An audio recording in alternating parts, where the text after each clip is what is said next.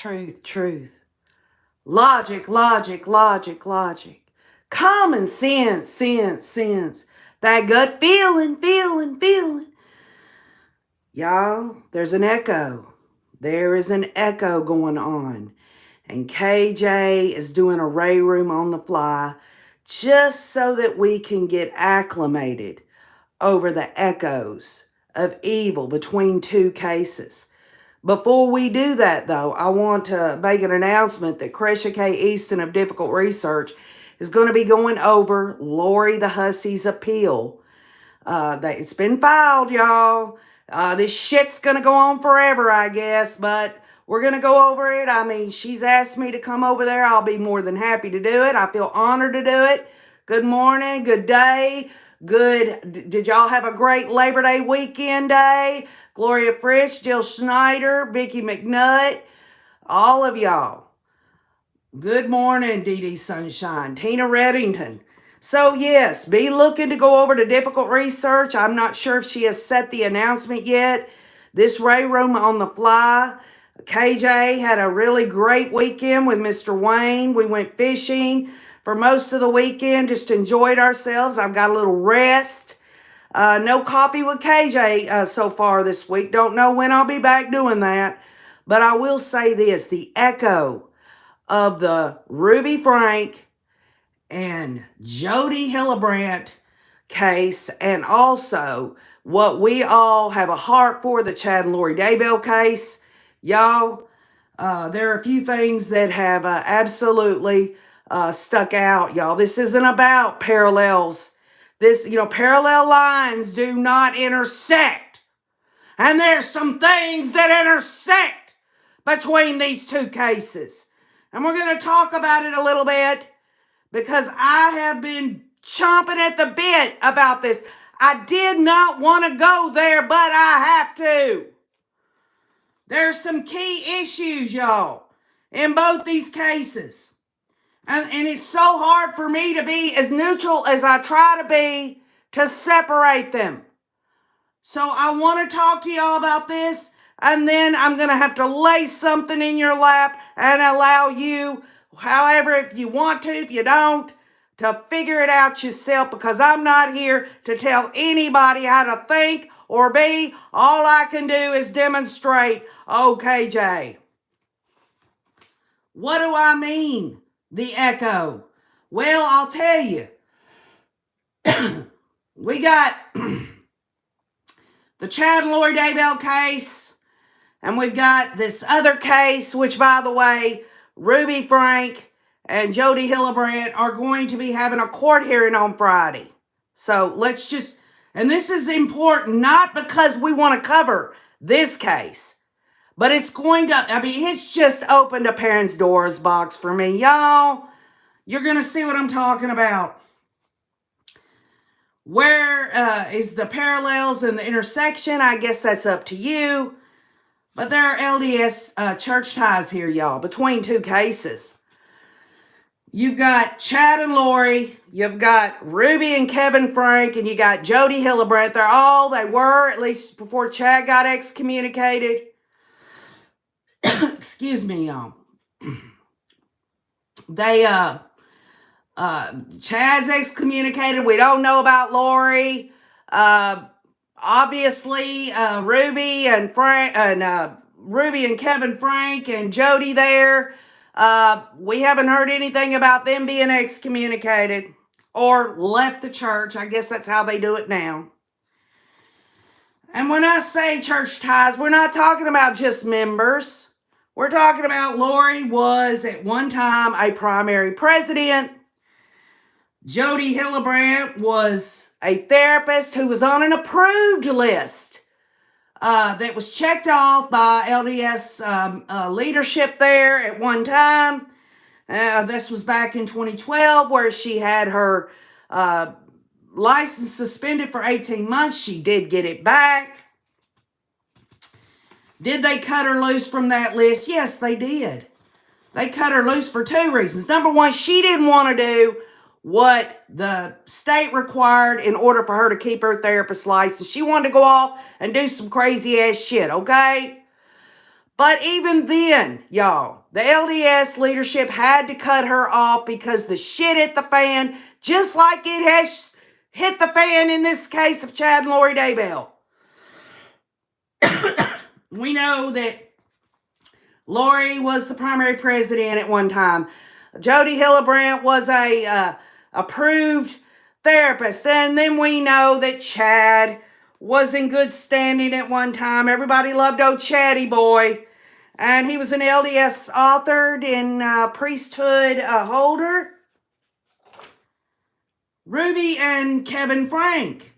They were YouTube LDS stars of 8 passengers at one time, racking up 2.5 million subscribers.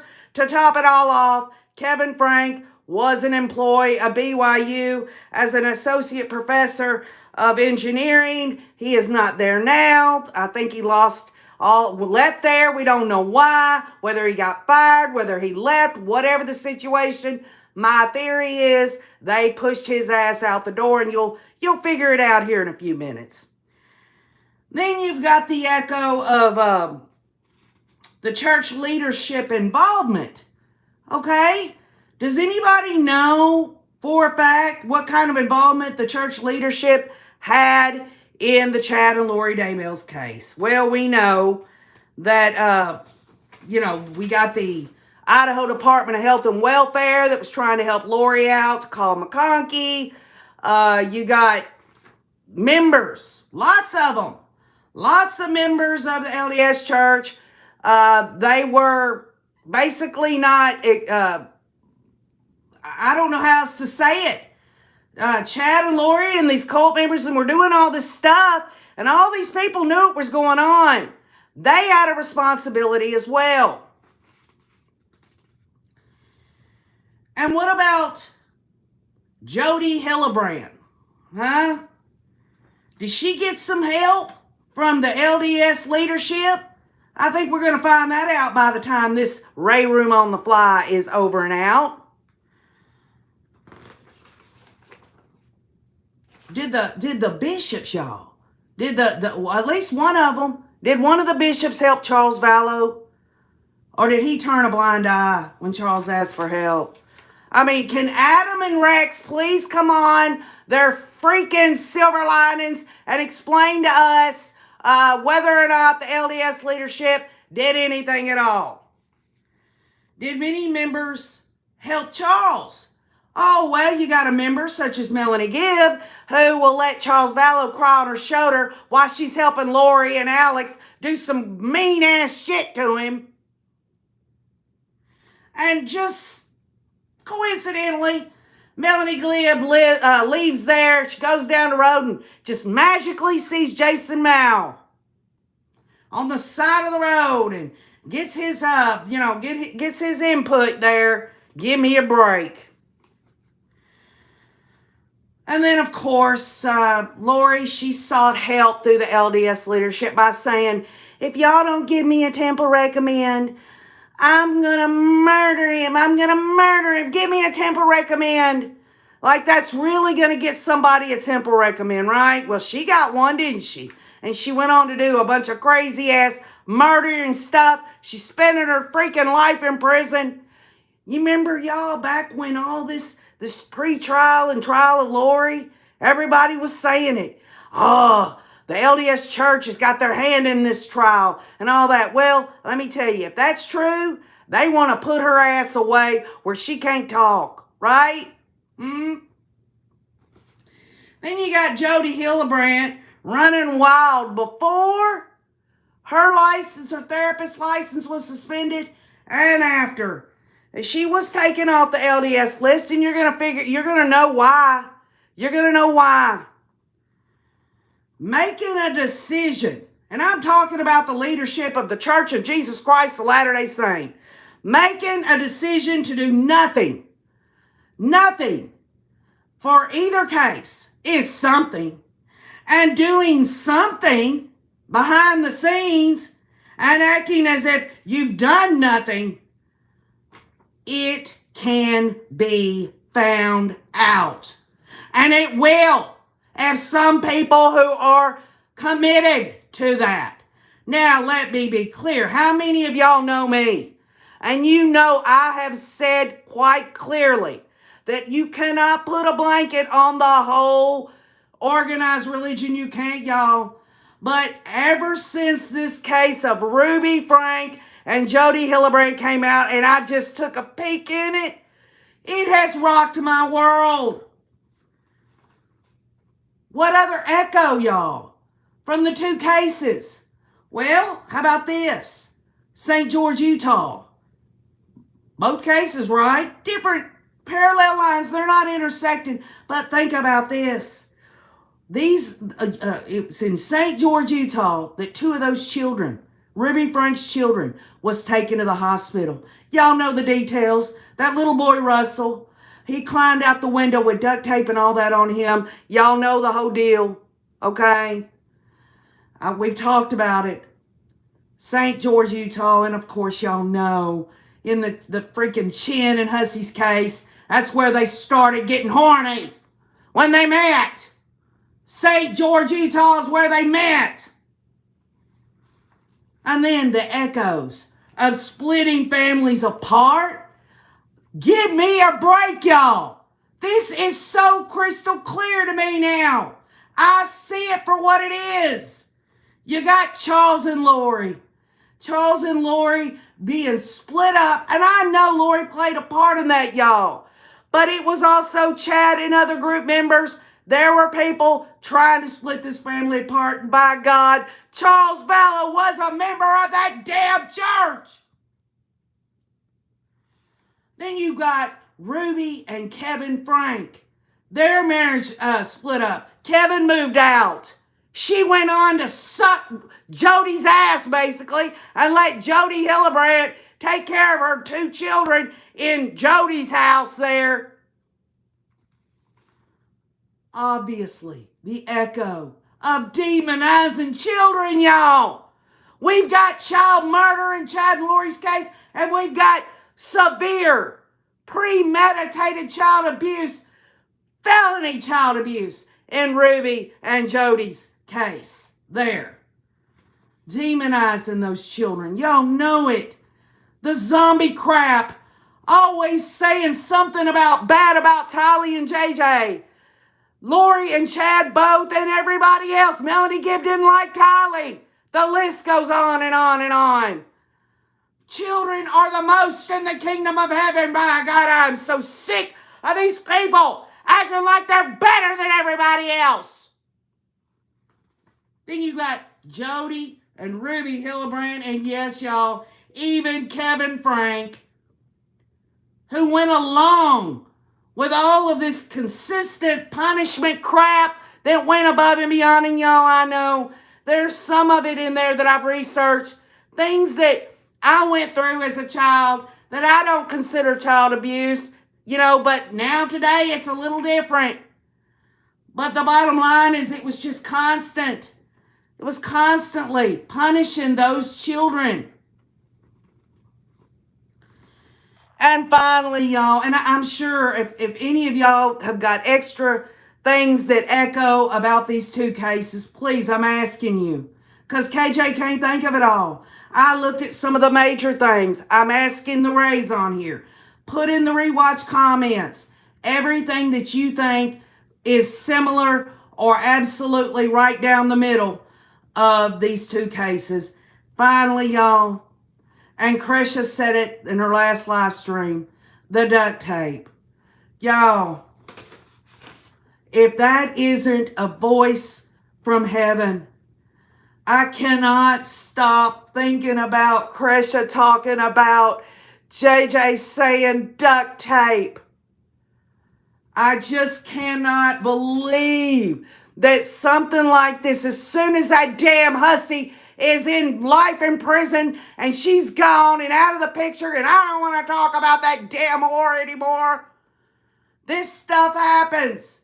We've got duct tape on little Russell's hands and feet. Yo, it was the same for JJ, except JJ was murdered.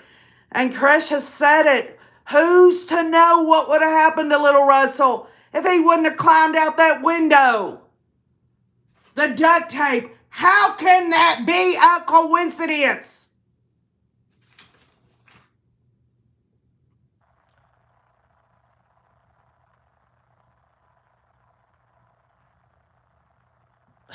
Heather Feather says, Sweet KJ, don't take it in. We're all incensed at this awful thing, but can't let it turn us. You are amazing. Okay, well, cool. Ruby's daughter said they could see darkness in others' eyes like Lori. Well, there you go, Donna Donald. They blessed the duct tape, says Lily. CSI just came up with something. Chad is from Springville. There you go. Well, I'm going to lay this in y'all's lap because I need you to see past the specifics in both these cases in terms of them being different. Y'all, there's child murder in one, there's child abuse in the other. Both of them are equally, to me, evil, diabolical. But I want y'all to hear this because if this opened my mind and made me realize that I needed to look in different areas, I'm going to, and I think you'll figure out what I'm talking about. When Jodi Hillebrand got her license suspended, before that point, she was getting a lot of help from LDS leadership. Although I cannot see too much in the Chad and Lori Daybell case, maybe because it's hidden better, or I can't see it better, or maybe there's code in that, or things that I'm ignorant about in the way that these people operate.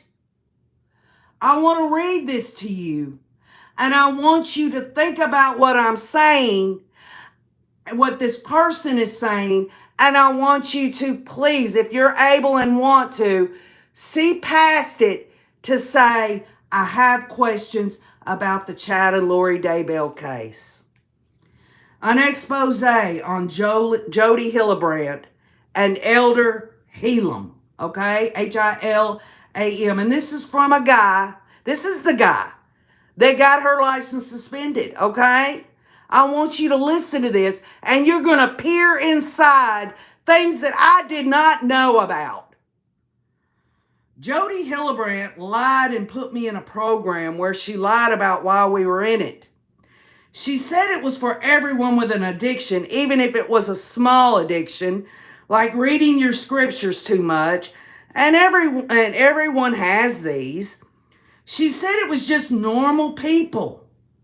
After she started the couples into an only guys and only girls group, in the only guys group, 2 of the other 3 guys openly talked about sexual problems that had victims. Me being a survivor of sexual child abuse, and y'all know how I feel about that. I myself was a victim of child molestation. And this guy is explaining the mindset of these crazy ass people along with what they have at their disposal with these leaders in this church. This is going to absolutely rock your world.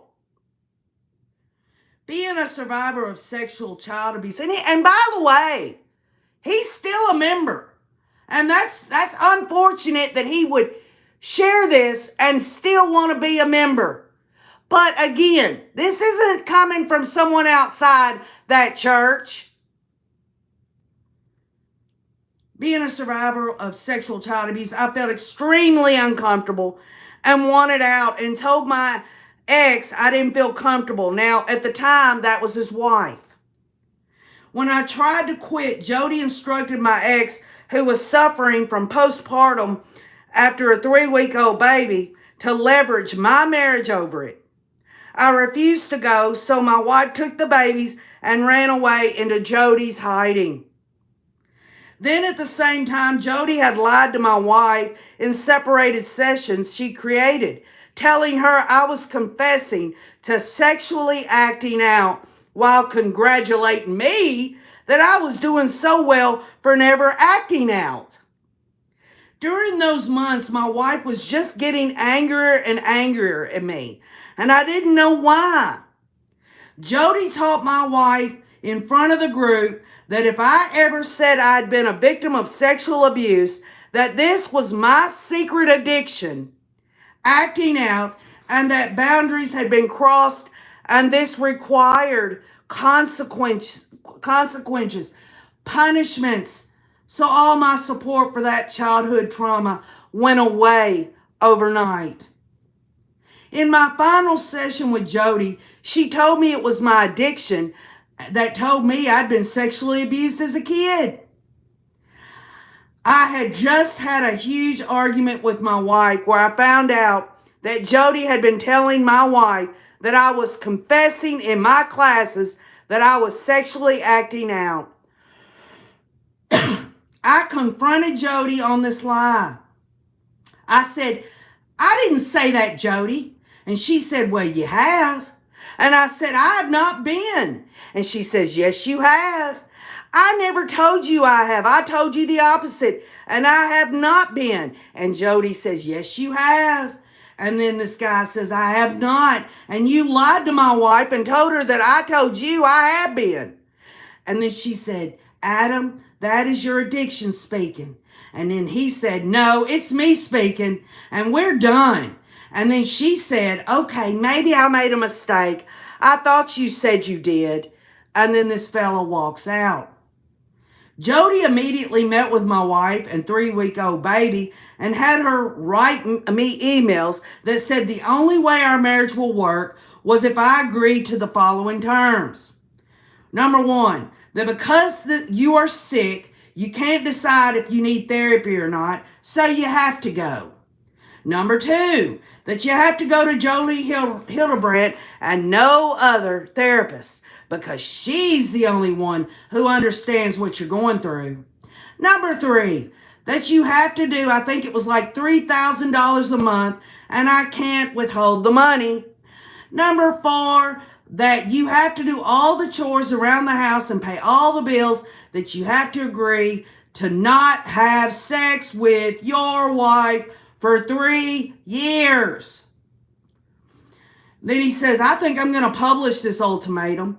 It was crazy. I have email evidence that Jody looked over it. Then, like right before my ex-wife left, and just after my ex was returning from a Jody session, at a time where she instructed us not to sleep together because she said our relationship needed to die before it could be reborn. Right after a session with Jody, my ex-wife came home, and while I was bathing our 1-year-old baby in the tub, my ex-wife walked in with lingerie on. She never wore lingerie during the Jody era, so I thought we were back to us. So I asked her laughingly if she could get the baby out of the tub so she could hop in, just kidding with her. She took the baby out, walked in, then just turned her back to me in disgust and walked out. I felt really hurt and turned my back on her. A few days later, my wife, my 1-year-old and newborn, disappeared. I thought she'd been kidnapped, and I filed a missing persons report with the police. It was a crazy time. 2 months later, when my 1-year-old ran up and was giving me a hug at BYU during a chance encounter, I verbally refused to let my ex take my children. My ex started screaming, "This man is kidnapping my children, help!" It was so crazy. I agreed with BYU staff to wait in a room with my daughter, who was hugging me and wouldn't leave me. While waiting, I was then served a protective order that said in it that, quote, Adam is a victim of sexual abuse, and because of that, he doesn't know what healthy boundaries are. Well, I'll tell you what, y'all. I had child sexual abuse, and I know where the hell my boundaries are. Who the hell do these people think they are? Then it cited a bathroom incident where the details were changed into a false narrative, saying that my ex-wife had me ask her to get the baby out of the tub and that I turned my back to her because I was hiding an erection. This was the most creepy thing I had ever seen in my life. Jody had counseled her to wear lingerie and walk into the bathroom so that I would hand her the baby and say I needed the baby out of the tub to create a situation where me telling another version would make me look incriminated. The word sophistication doesn't even begin to describe this finely tuned sex cult that spends all day talking about sexual acts and getting euphoric while making power moves no matter what happens in the real world. The irony was, if any child victim had proven to the world that he knew what healthy boundaries were, it was me. The only one in countless victims at Camp Little Lehigh that as 14-year-old boy refused to hide the sins, y'all, and this was a camp, Boy Scouts of America, Camp Lehigh. He was 14 years old. He blew the whistle, and these son of a bitches are LDS. I stood up when no one else would, he said. Making matters worse, the president of the first quorum of general authorities for the entire Mormon church, Elder Helam, showed up in the Mormon courtroom to support my ex-wife. The commissioner even referenced that this high-up church leader was there. It seems they had had a talk outside of court, and this commissioner was trying to impress his Mormon leader. My ex's attorney, Doug Thayer, a Mormon bishop, stood up and argued that I belonged in prison. And let's just be clear, as this guy's been cleared of all wrongdoing. This guy didn't do anything wrong, y'all. At the hearing, I was given a protective order which took almost all my rights away. I couldn't be alone with my children and had very limited times that I could see them. I remember having a panic attack in the parking lot after the hearing. My whole life had changed. I could hardly breathe. Why were they automatically accusing a victim of sexual abuse as being a predator? The whole thing stunk of Jody Hildebrandt and retribution for not going along with her dangerous cult and paying the freaking $3,000 a month. She's on the freaking LDS therapy list there, folks. Making matters worse, they wrote up a protective order that said my only contact could be through an attorney or ecclesiastical leader, which is a Mormon bishop, who both my ex and I were frequently visiting. We did child exchanges at a police station. I anyways brought someone over 21 because the protective order required it. Then my bishop came to me and said that he had just met with her and she still loved me and wanted her journal she left at the house when she left. And a few other things, including needing an expensive stroller she talked about getting just before she left. I asked the bishop if I had his permission to give these things to her because of the protective order, and he said I did. And he called her and she said it was okay. When I pulled up to the police station, she said the bishop talked to her and said that this was okay. I gave the things to her. Just as she went to drive off, she strangely didn't shut my daughter's door. I yelled, "Wait!" and I shut the door gently and waved goodbye. A few days later, I was served with 4 felony charges. In the half-inch package was a picture of a stroller as 1 felony, a journal as another, a get-well card as a 3rd, and a statement that I had talked to her, I think was the 4th. In it, it said I violently ran after my ex in the parking lot as she drove away, grabbing the door. It was crazy from trying to get divorced to focus instead on fighting for my freedom. I then learned that these charges were classified domestic violence, and I could be charged with 20 years and a life record if found guilty. I missed one of my hearings by 30 minutes, and I was arrested for 2 weeks. The Mormon church leaders refused to let the bishop come and testify on my behalf about the protective order. I was hung out to dry without any witness. My bishop disagreed with the church orders, but said he had to follow them. Silently, in the big picture, to the Mormon church no longer had to worry about the outspoken whistleblower who had changed the criminal and civil statute of limitations in Idaho, because now he was painted as a creepy felon criminal in Utah. What a win for them. Eventually, I had to do a plea bargain to a Class A misdemeanor for attempting to break a protective order. I think it was a $75 fine. Utah criminal law says first-time offenders of protective orders who have no other criminal records or misdemeanor charges, but I was charged with felonies anyway. Because I was incorrectly charged with felonies when I was 30 minutes late for a hearing during finals at BYU, I was then arrested without bail. I was told the judge would be on vacation for 2 weeks, so I'd be in jail for 2 weeks. I was in prison for 14 days and missed my finals at BYU. Leading up to this, Jody Hildebrand had been talking to my ecclesiastical leaders and stake president, who then revoked my temple recommend. I came to him for desperate for help, not knowing. I had a huge book from Jody's counseling sessions and wanted to show him how dangerous this lady was. He told me that is your addiction speaking, and I knew Jody got to him first. He then said a woman doesn't just leave her husband unless he's guilty of something. I said, like what? So you mean physical or sexual abuse?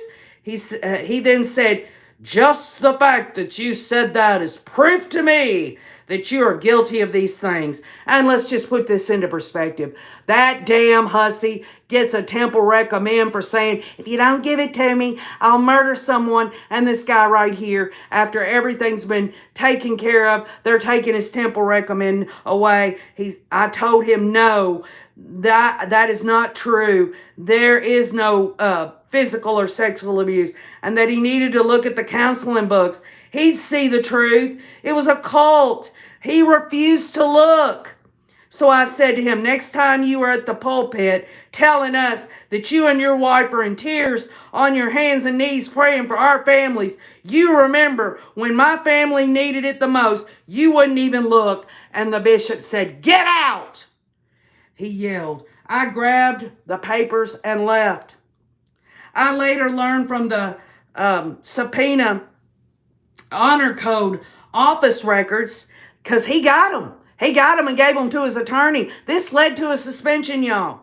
That BYU was calling my ecclesiastical leaders and telling them what Jody was saying and sharing my medical records out of context and saying not to let me know they had done this because it's against the rules. Oh, this is the one and only church. If you don't go to this church, you're going to hell or you're not going to see the light or whatever the hell. I went to my bishop who called me in. He said he had to take away my temple recommend because the stake president said I called him names. I never called him names. I said the former. I don't agree, but I have to take your temple recommend away, the bishop said. An action in the tight-knit Mormon community that demonstrated incrimination by those who God spoke the truth to. Without the recommendations, I would no longer be allowed to re-enroll in BYU or be dateable to girls looking for a temple marriage, which was all of them. It was super isolating. They argued the protective order into place, then argued against letting me get the divorce done quickly. Now they're telling him, you can't get the divorce quickly. We're on this woman's side and all this, you're a terrible person, but now you can't get a divorce. Saying I wouldn't take custody court seriously if that was done with divorce.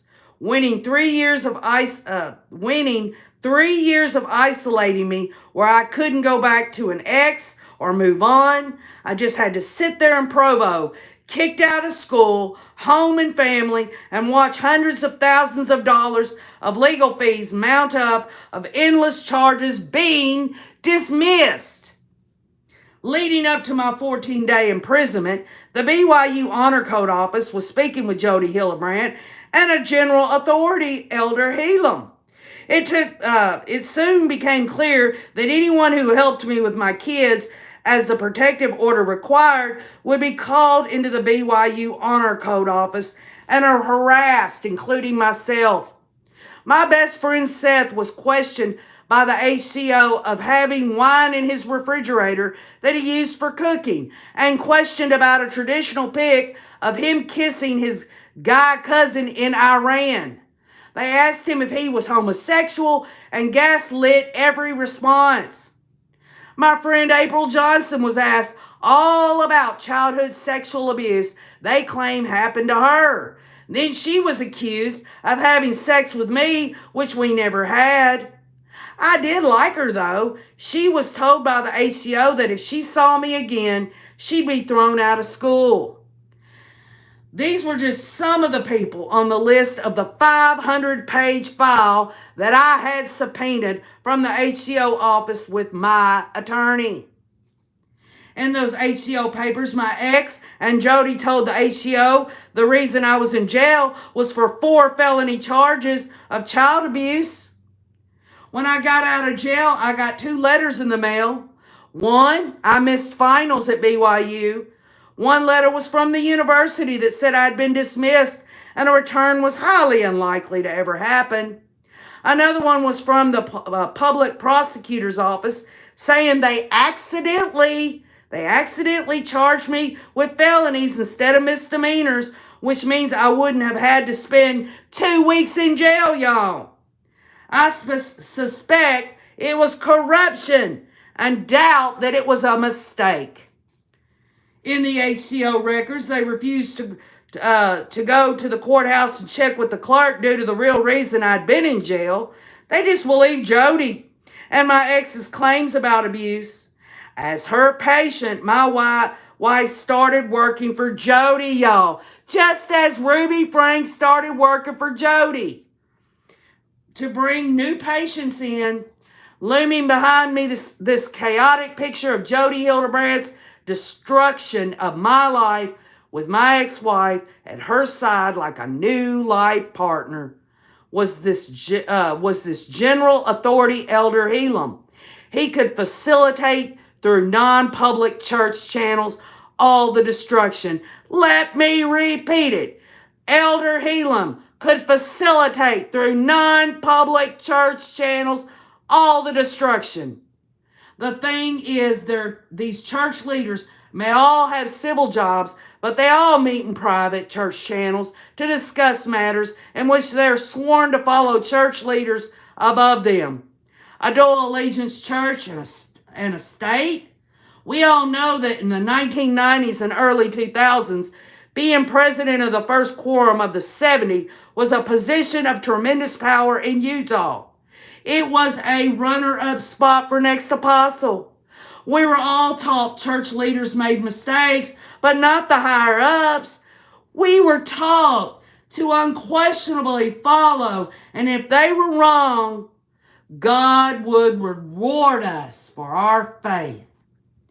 What I didn't know at the time was that this celebrity church leader, how strange it was that he came to my protective order hearing and others and was so highly involved.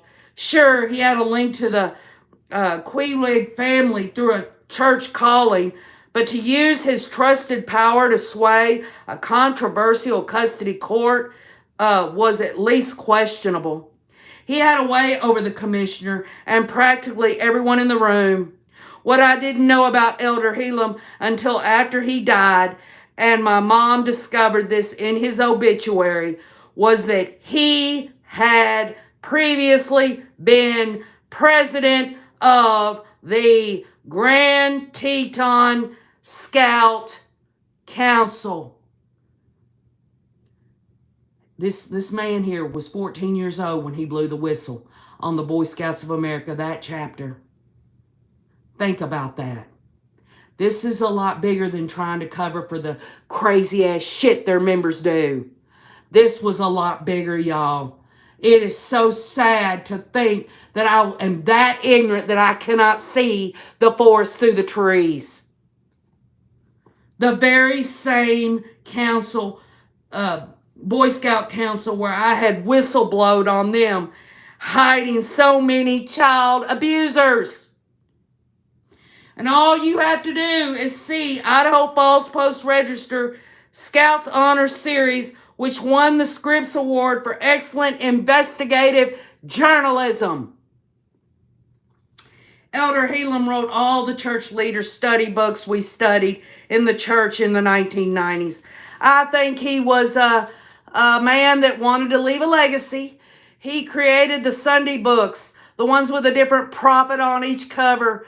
I imagine he was a corporate kind of guy.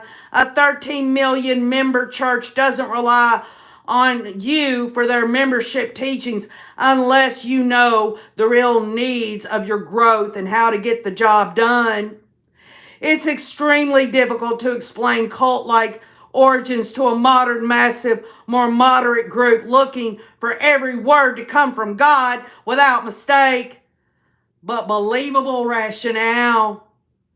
Imagine having that guy in a courtroom and Jody Hillebrand sitting next to him and my ex and a Mormon commissioner. In a later hearing of ours, the commissioner Pattern argued in open court to baptize our children because his grandma would roll over in her grave if he didn't order this.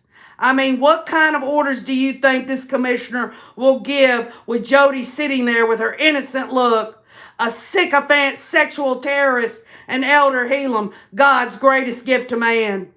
Well, I'd rather be wrong and hurt the father than be wrong and hurt the child, said the commissioner in question of questionable new allegations they made about the people helping me with my kids at BYU campus. We can't have all these problems the Honor Code office is having on campus with him. It's not the place. So my rights were further restricted. A place where I had to pay $40 an hour to see my kids for a more limited time. Only deepening the incrimination of whatever bizarre things Jody Hillebrand, my ex, and presumably Elder Helam were cooking up.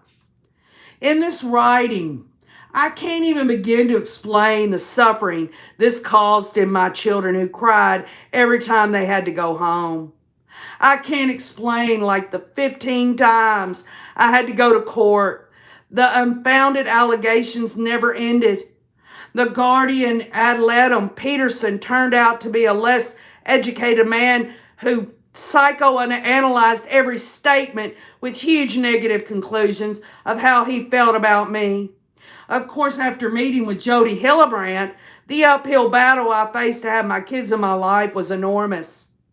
While the divorce was going on, I was kicked out of married housing because they said I was no longer had a wife. My family ward under Bishop Kevin Santiago removed my right to home teach or be home taught. I was then kicked out of BYU single housing because they said I was still married. It was clear they wanted to alienate me from being there with my friends and people. They took the psych evaluation from my child abuse case against the Boy Scouts of America, showing the damage in my life from it, and used it out of the context to show why I wasn't fit to be a father. It's like they were punishing me from coming forward by taking away my kids. They shared sensitive medical records everywhere, wherever without my permission, and out of context. Church leaders, educators, the BYU Honor Code office were saying things out of my medical records to me. The BYU Honor Code office called me in and asked me details surrounding the child abuse that happened to me. After a lengthy amount of questions, they gaslit me and then randomly asked if I stuck my tongue in my 1-year-old's mouth when we kissed. It was unbelievable. They vilified me and acted like I was Ted Bundy, the very people I was trained to trust and tell the truth to. I didn't even know where my ex and children lived, and I had to defend myself in court from an old lady that testified she had seen me at my ex's balcony. But after cross-examination and seeing the lady was shown a picture of me first and asked if it was me, and seeing that I had proof that I was in a computer lab at BYU, the charges were thrown out. Under Jody Hillebrand's coaching, my ex accused me of child abuse, of liking men, of withholding sex in the marriage, to wanting way too much sex in marriage. They accused me of being super stupid and also accused me of being the mastermind that could take advantage of everyone. I've had, I'd have to have 50 personalities to be guilty of everything they accuse me of, from this giant sexual cult that charismatically never slowed down to hear someone's truth, but was extremely fluent in their own truth. You can't win against a superior manipulator in a single argument. But if you document all of their arguments that they won and then zoom out, you will see an artificial pattern that doesn't exist in the natural world. At this point, I'm going to quit writing because I got to go back to sleep and try to live a normal life again in a few hours when my wife gets up or my baby needs help. And yes, he went on to remarry and had a child. All these thoughts from finding out that Jody had finally been arrested and for 6 accounts of aggravated child abuse. She was bringing new recruits to her cult by showing me in handcuffs at the hearing when I came out of 14 days in jail. She lied to them as an actress for why I was there. She smiled and acted lighthearted, as secretly she showed how to punish people who defied her reign.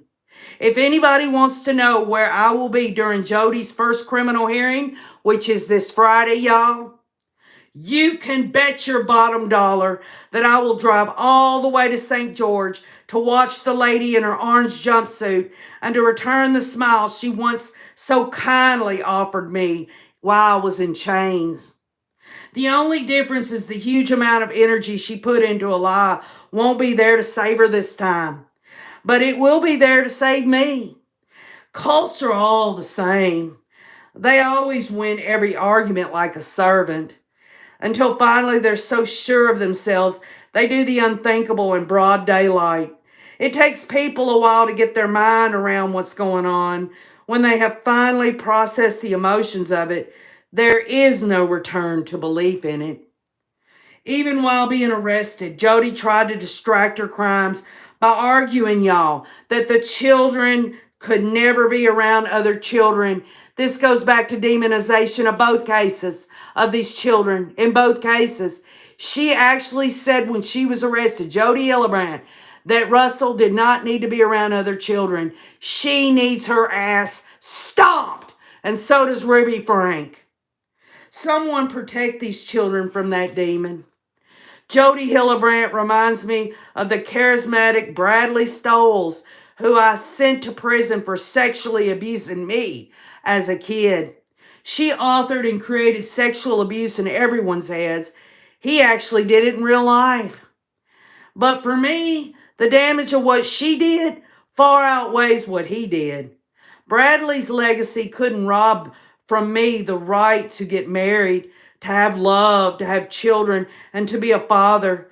But Jody's legacy could, for several years at least.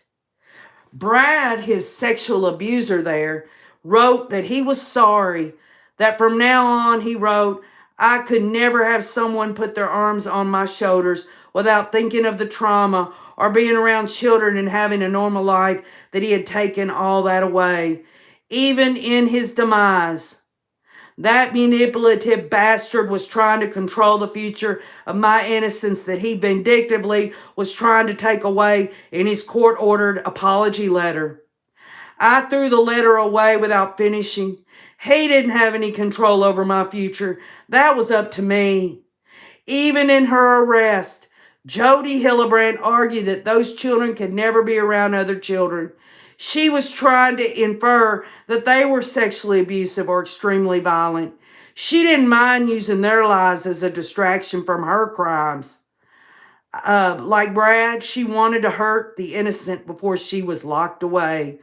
She is a woman of vengeance. She has no authority to say what those children's issues are, and she will go to prison for what her issues are.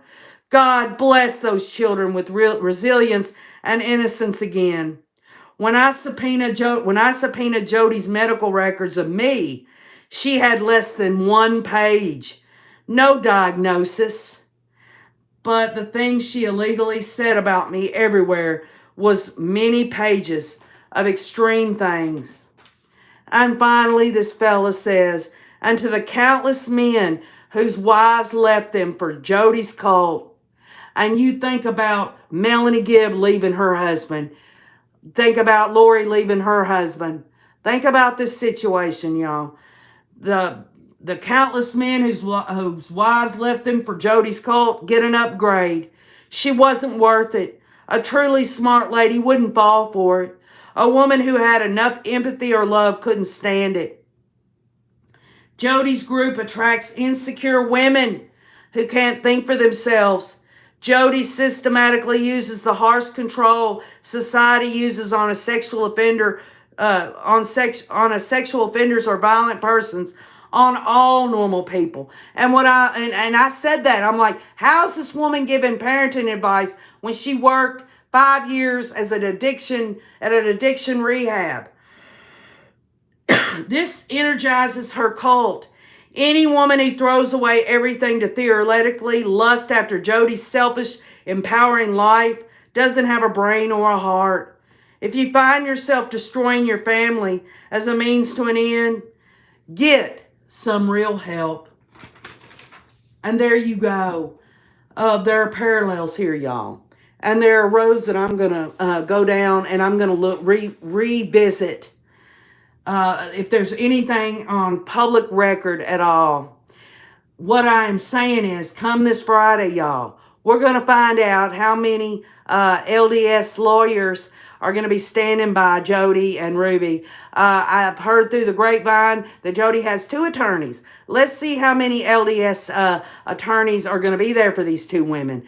Also, if you want to dovetail this, was Lori's attorneys, were they LDS? How about John Pryor? Is he LDS? I'll tell you what, when the rubber meets the pavement, there's always something underneath it all that's further than the murders or the child abuse that the church is trying to steer and distance themselves from. I'm sorry, y'all. I'm telling you, there's all kinds of religions. I'm not saying that it doesn't happen in other ones. All I'm saying, and in this case, there is a reason why my mind and my sight looked over here at Ruby Frank and Jody Hildebrandt. The bottom line is if you want to hear a little bit more of someone who knows a little bit more, go back to the last live stream of Krisha K. Easton of Difficult Research and look at her other content. Some of it, I agree with it. A lot of it, I see in a new light now. But the bottom line is I will continue to seek justice through understanding. I will get answers, y'all. I will get answers on the questions. Did Chad and Lori get any help from the LDS leadership? Will Chad get help from them? The Idaho Department of Health and Welfare, McConkey, other members, the bishops that didn't help, the bishop that didn't help Charles, the bishop that gave the temple recommend. What about that? And obviously, I'm going to be looking on with bated breath, basically, to see just how much the LDS leadership there is going to be there for Rube and Jody. So, y'all, I love you. I'm going to get off here. I've got this right here, y'all. This is the Hussey's appeal. Y'all know I'm done with her, but Krisha says she wants me to look it over, and I will. I don't know if she's got her announcements set or not. I did ask her and her moderator, Donna, to send me a link if they want me on board. I'll tell you what, y'all, I am a neutral person. But when the shit stinks, I'm going to smell it. And when the parallel lines that don't intersect finally do intersect, I've got to call it out. So, I love you all. I hope y'all have a great day. Thanks for joining me on such short notice on Ray Room on the Fly. Go to Krisha's Difficult Research. She's going to go into all the appeal of the Hussey. And I love you. I hope y'all had a great weekend, Labor Day weekend. We'll get back together soon. Keep on looking.